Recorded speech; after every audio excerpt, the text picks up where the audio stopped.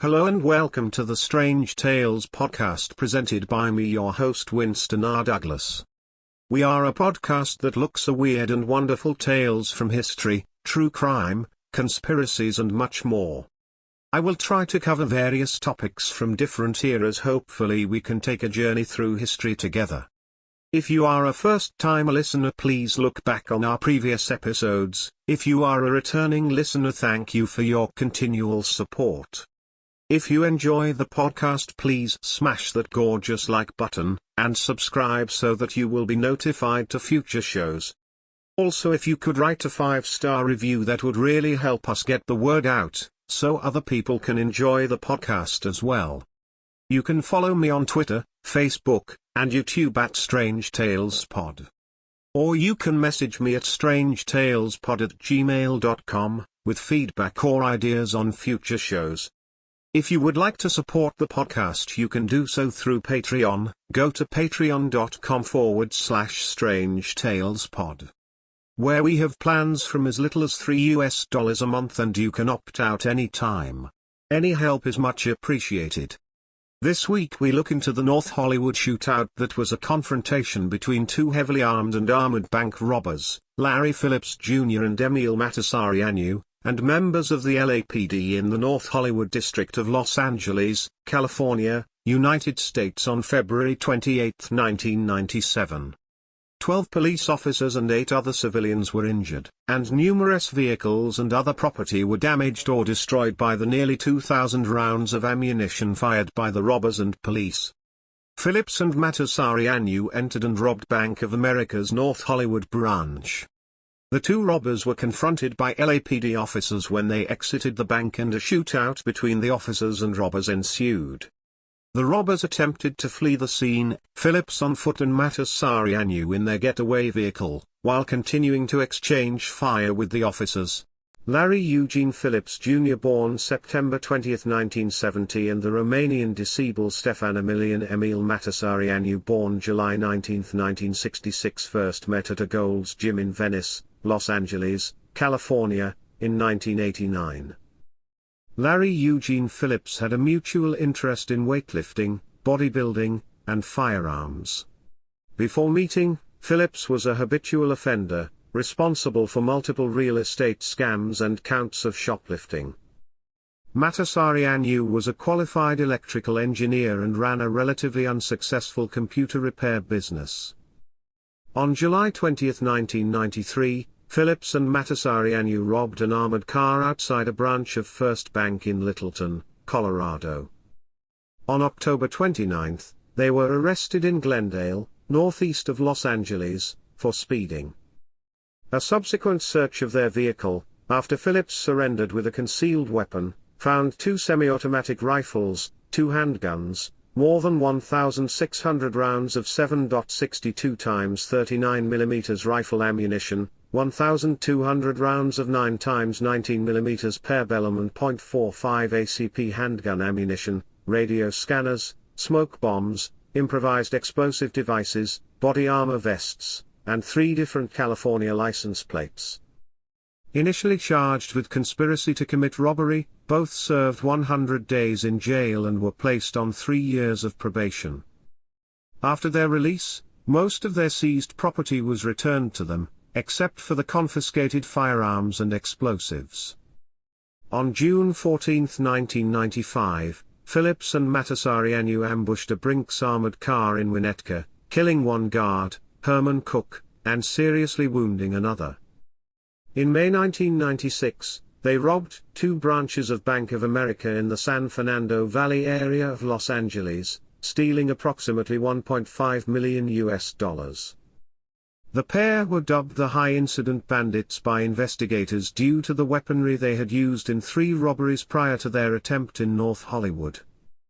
On the morning of February 28, 1997, after months of preparation, including extensive reconnoitering of their intended target, the Bank of America branch located at 6600 Laurel Canyon Boulevard, Phillips and Mătăsăreanu armed themselves with a semi-automatic HK-91 and several illegally converted weapons, 2 Norinco Type 56S rifles, a fully automatic Norinco Type 56S1, and a fully automatic Bushmaster XM15 dissipator. The robbers filled a jam jar with gasoline and placed it in the back seat with the intention of setting the car and weapons on fire to destroy evidence after the robbery. Phillips wore roughly 18 kilograms of equipment, including a Type E bulletproof vest and groin guard, a load-bearing vest with multiple military canteen pouches for ammunition storage, and several pieces of homemade body armor created from spare vests, covering his shins, thighs, and forearms. Matasareanu wore only a Type E bulletproof vest, but included a metal trauma plate to protect vital organs. Additionally, each man had a watch sewn onto the back of one glove, in order to monitor their timing. Before entering, they took the barbiturate phenobarbital, prescribed to Matasareanu as a sedative, to calm their nerves. The forensic toxicology laboratory of the coroner's office later also found ephedrine and phenylpropanolamine in Phillips' blood, and dilanthane in Matasareanu. Phillips and Matasareanu, driving a white 1987 Chevrolet Celebrity, arrived at the Bank of America branch at the intersection of Laurel Canyon Boulevard and Archwood Street in North Hollywood around 9:17 a.m., and set their watch alarms for 8 minutes, the police response time they had estimated. To come up with this time frame, Phillips had used a radio scanner to monitor police transmissions prior to the robbery. As the two were walking in, they were spotted by two LAPD officers, Loren Farrell and Martin Perello, who were driving down Laurel Canyon in a patrol car. Officer Perello issued a call on the radio, 15A43, requesting assistance. "We have a possible 211 in progress at the Bank of America." 211 is the code for robbery. As they entered the bank, each armed with a Norinco Type 56S1 rifle, Phillips and Matasareanu forced a customer leaving the ATM lobby near the entrance into the bank and onto the floor. A security guard inside saw the scuffle and the heavily armed robbers and radioed his partner in the parking lot to call the police. The call was not received. Phillips shouted, "This is a fucking hold-up," before he and Matasareanu opened fire into the ceiling in an attempt to scare the approximately 30 bank staff and customers and to discourage resistance. Phillips shot open the bulletproof door, which was designed to resist only low-velocity rounds, and gained access to the tellers and vault. The robbers forced assistant manager John Villagrana to open the vault. Villagrana obliged and began to fill the robbers' money bag. However, due to a change in the bank's delivery schedule, the vault contained significantly less than the $750,000 the gunman had expected. Phillips, enraged at this development, argued with Villagrana and demanded more. In an apparent show of frustration, Phillips then fired a full drum magazine of 75 rounds into the bank's safe, destroying much of the remaining money. Phillips then attempted to open the bank's ATM, but due to a change in policies, the branch manager no longer had access to the money inside. Before leaving, the robbers locked the hostages in the bank vault. In the end, the two left with $303,305 and 3 die packs which later exploded, ruining the money they stole. Outside, the first responding officers heard gunfire from the bank and made another radio call for additional units before taking cover behind their patrol car, weapons trained on the bank doors. While the robbers were still inside, more patrol and detective units arrived and took strategic positions at all 4 corners of the bank, effectively surrounding it.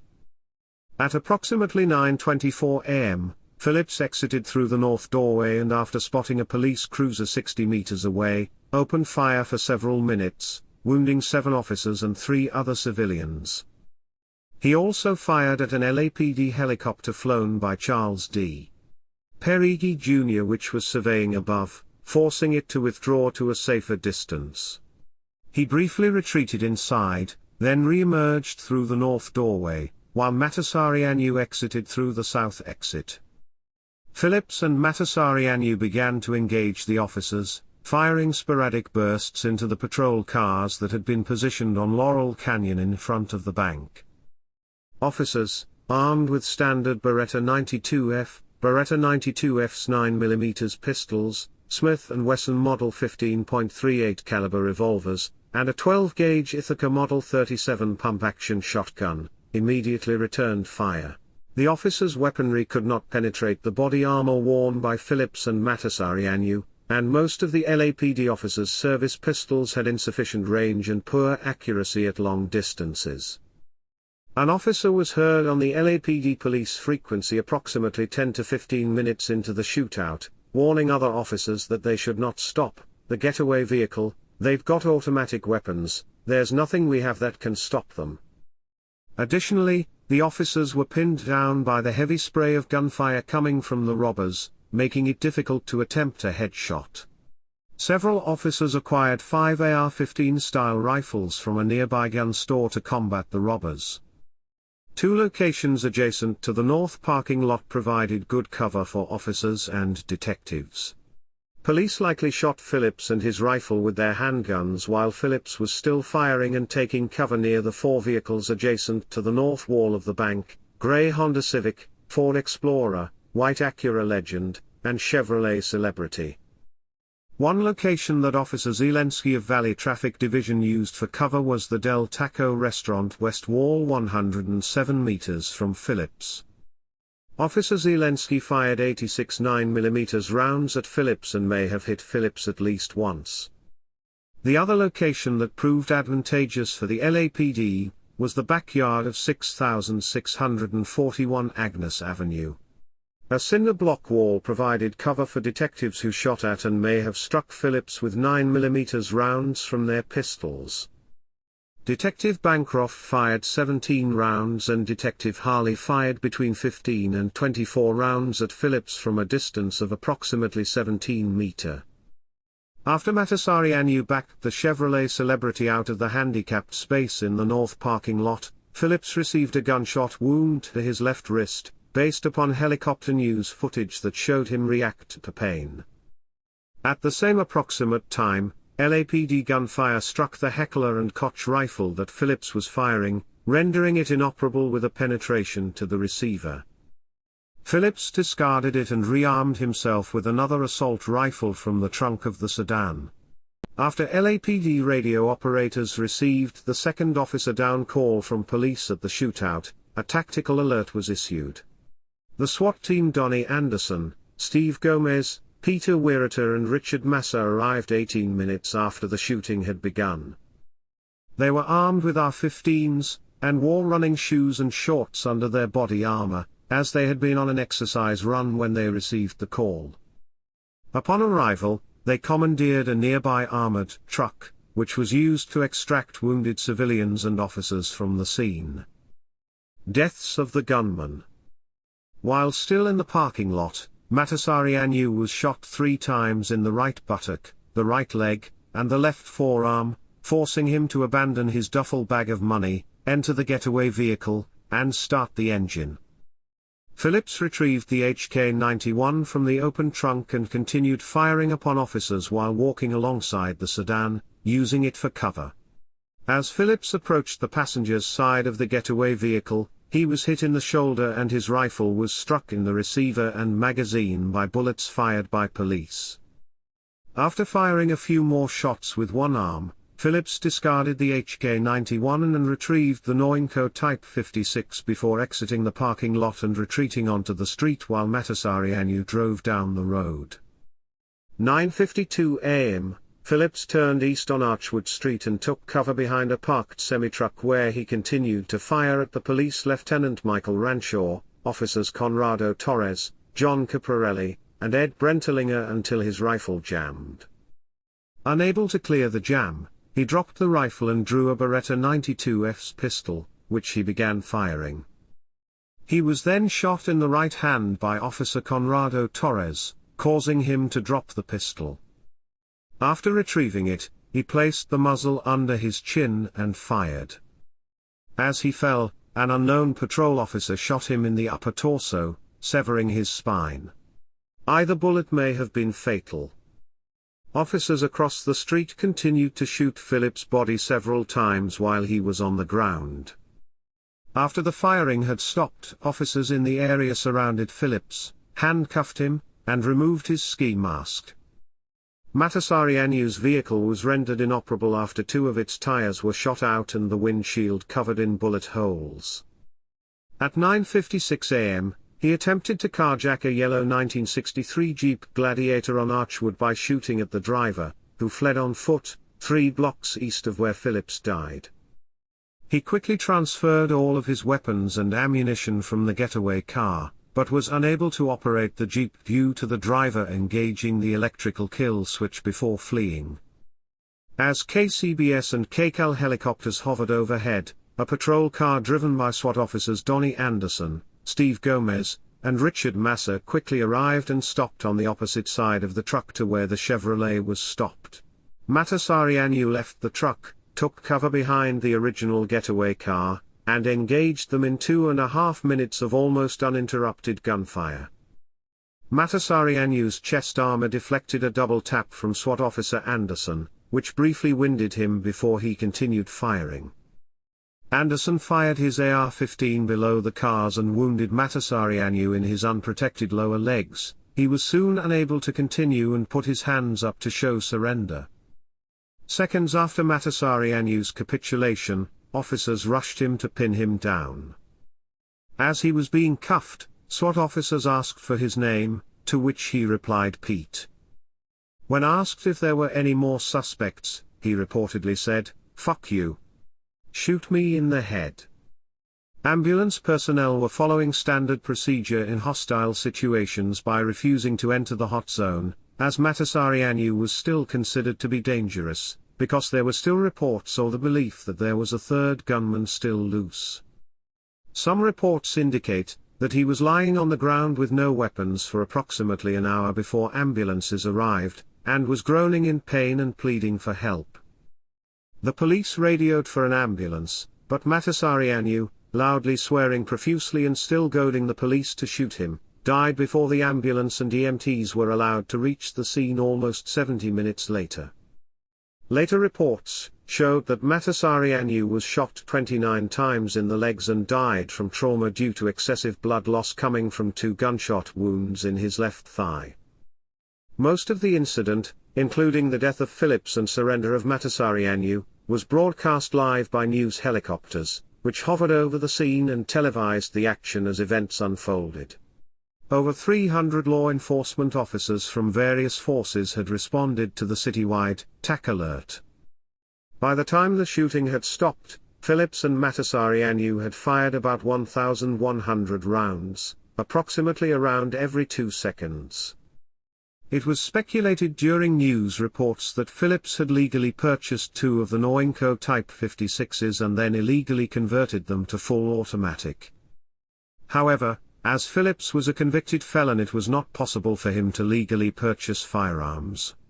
The 2 well-armored men had fired approximately 1,100 rounds, while approximately 650 rounds were fired by police. Following their training, the responding patrol officers directed their fire at the center of mass, or torsos of Matasareanu and Phillips. However, aramid body armor worn by Phillips and Matasareanu covered all of their vitals, except their heads, enabling them to absorb pistol bullets and shotgun pellets, while Matasareanu's chest armor, thanks to a steel armor plate, successfully withstood a hit from a SWAT officer's AR-15. The service pistols carried by the first responding officers were of insufficient power and used the wrong type of ammunition for penetrating even pistol-rated soft body armor.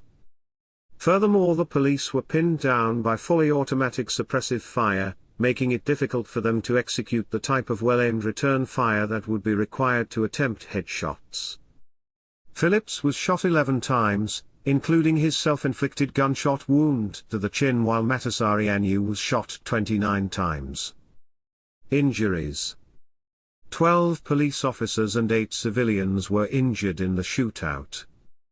Larry Phillips Jr. committed suicide via a gunshot to the head. Emil Mătăsăreanu was shot several times in the legs and died from the resulting blood loss. The shootout contributed to motivating the arming of rank-and-file police officers in Los Angeles and nationwide with semi-automatic rifles. The ineffectiveness of the standard small-caliber police pistols and shotguns in penetrating the robbers' body armor led to a trend in the United States toward arming selected police patrol officers, not just SWAT teams, with heavier firepower such as semi-automatic AR-15 style rifles. SWAT teams, whose close-quarters battle weaponry usually consisted of submachine guns that fired pistol cartridges such as the Heckler and Koch MP5, began supplementing them with AR-15 rifles and carbines. 7 months after the incident, the Department of Defense gave 600 surplus M16 rifles to the LAPD, which were issued to each patrol sergeant.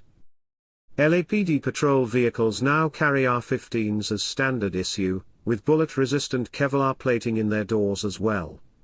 Also, as a result of this incident, LAPD authorized its officers to carry .45 ACP caliber semi-automatic pistols as duty sidearms, specifically the Smith & Wesson models 4506 and 4566. Prior to 1997, only LAPD SWAT officers were authorized to carry .45 ACP caliber pistols, specifically the M1900, and 11A 1.45 ACP semi-automatic pistol. On June 12, 1998, LAPD Chief of Police Bernard C. Parks released to the Board of Police Commissioners a memorandum detailing his review of officers' use of force during the February 28, 1997 North Hollywood shootout. The memorandum contains many details about the shootout, including badge numbers of officers and detectives, where they positioned themselves in the perimeter around the robbers with distances of fire, and how many rounds they fired from their weapons. Parks commended department personnel for their actions to distract the robbers and obstruct the robbers from attempting to evade police. The memorandum lists the injuries of all officers who received injuries at the hands of the robbers. A lawsuit on behalf of Matasareanu's children was filed by lawyer Stephen Yagman against members of the LAPD, Detective James Wojcicki and Officer John Futrell, claiming Matasareanu's civil rights had been violated and that he was allowed to bleed to death. The lawsuit was tried in United States District Court in February and March 2000, and ended in a mistrial with a hung jury.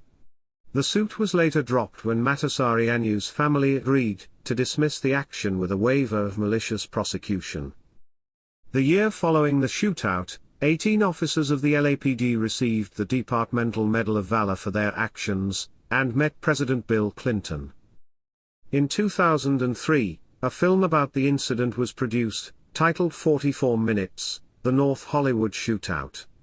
In 2004, the Los Angeles Police Museum in Highland Park opened an exhibit featuring 2 life-size mannequins of Phillips and Matasareanu fitted with the armor and clothing they wore and the weaponry they used. Also on display at the museum is the robbers' getaway car and Officer Martin Whitfield's LAPD squad car. Thank you all so much for listening. I really hope that you enjoyed today's strange tale. If you did, please smash that gorgeous like button, and subscribe so that you will be notified to future shows. Also, if you could write a 5-star review, that would really help us get the word out, so other people can enjoy the podcast as well. You can follow me on Twitter, Facebook, and YouTube at Strange Tales Pod. Or you can message me at strangetalespod@gmail.com, with feedback or ideas on future shows.